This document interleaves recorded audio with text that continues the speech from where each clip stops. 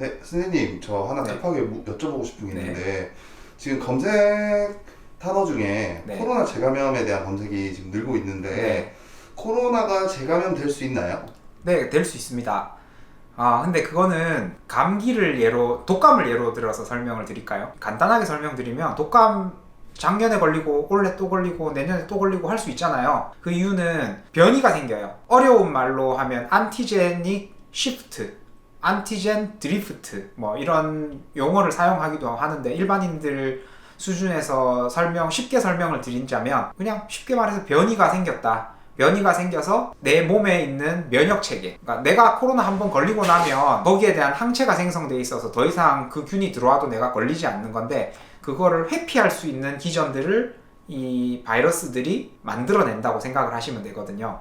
그 회피 기전이 발달된 게 좀 차이가 나는 게, 우리 앞에 나왔던 알파, 델타, 오미크론, 뭐 또 스텔스 오미크론, 뭐 이런 것들이 있는 것인데, 코로나는 사실 제가 지난 영상에서도 한번 말씀드렸던 것 같은데, 2019년도 이전에도 코로나라는 바이러스는 계속 존재했어요. 바이러스를 나누는 기준 중에 코로나 비리대라는 코로나 종이죠. 한 가지 종, 코로나 가족들은 이미 존재를 했었고요. 그 중에 특수한 변이가 생겨서 코로나 바이러스 중에 치명률이 높고 전염률이 높은 감기 바이러스가 생긴 것이 이제 우리 코로나19라고 하는 아주 치명적인 바이러스가 발생을 했던 것이고요. 앞으로도 오미크론 이후에도 계속 변이가 생길 수 있는데, 그 변이가 치명률, 그러니까 병독성이라고 하죠. 이 사람이 중증으로 될 확률과 사망할 수 있는 확률을 높이는 균이 아니라면 그냥 일반 감기처럼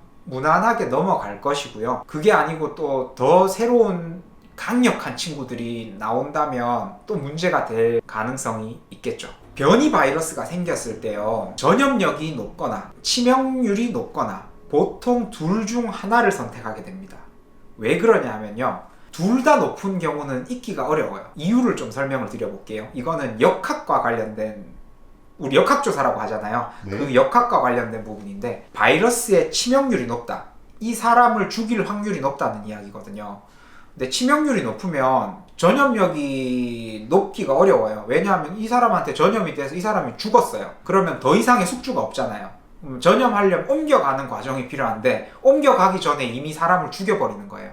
그러면 치명률이 높으면 전염성이 대부분 낮아요. 그리고 치명률이 낮으면 오랫동안 보유하면서 내가 숙주가 되어서 다른 사람한테 퍼뜨리고 다녀야 하니까, 이제 전염력이 높은 바이러스, 치명률이 낮고 전염력이 높은 바이러스는 있을 수 있는 거죠.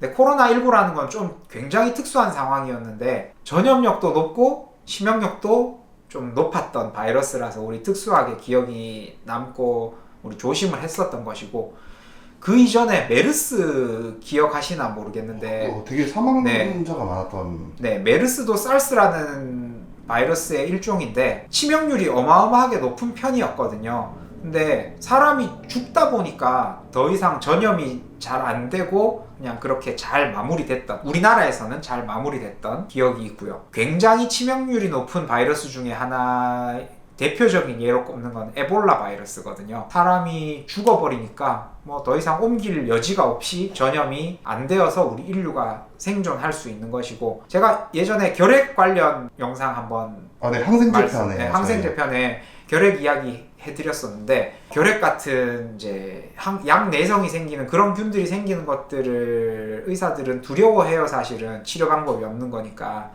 그런 그런 바이러스들이 안 생기기를 바래야 하고, 또 생긴다 하더라도 결국은 극복을 하긴 할 거예요, 인류가. 제 생각에는 의학이 발전했기 때문에. 그렇지만 그 과정이 이번 코로나 시대처럼 좀 힘들 수는 있다 하는 것이 좀 안타까운 부분이고요. 아까 물어보셨던 재감염이 될 수 있나? 현재 오미크론과 관련된 재감염 보고는 극소수입니다. 재감염이 됐다는 보고는 극소수고요. 이럴 수 있겠죠. 내가 오미크론 바이러스에 걸렸다가 치료가 됐는데 나는 면역력 형성하는데 좀 그거 능력이 떨어져서 면역력을 획득을 못했다. 이런 경우에 재감염이 될 수도 있겠죠. 우리 예방접종할 때 한 번만 받는 예방접종도 있지만 2번, 3번, 또 파상풍 접종 같은 경우에는 10년에 한 번씩 부스트를 하라고 하거든요. 그거는 내 면역 체계가 자꾸 기억할 수 있도록 되새김질 시켜주는 거예요. 그런 것처럼 시간이 지나면 내 몸에 생겨있던 항체나 이런 면역 체계들이 잊어버린다면 또 재감염이 생길 수 있을 거라고 생각을 해요. 그래서 지금 현재 지침상, 우리나라 지침상 이야기하고 있는 거는 45일, 코로나 첫 번째 오미크론 확진을 받고 45일에서 90일 지나고 뭔가 증상이 생겼다면 두 가지, 접촉력이 있고 확실한 증상이 있고 코로나 바이러스가 검출되었을 때 재감염으로 추정을 하고요. 90일이 지나면 재감염이 있을 수 있다고 이야기하고 있는 상황이에요.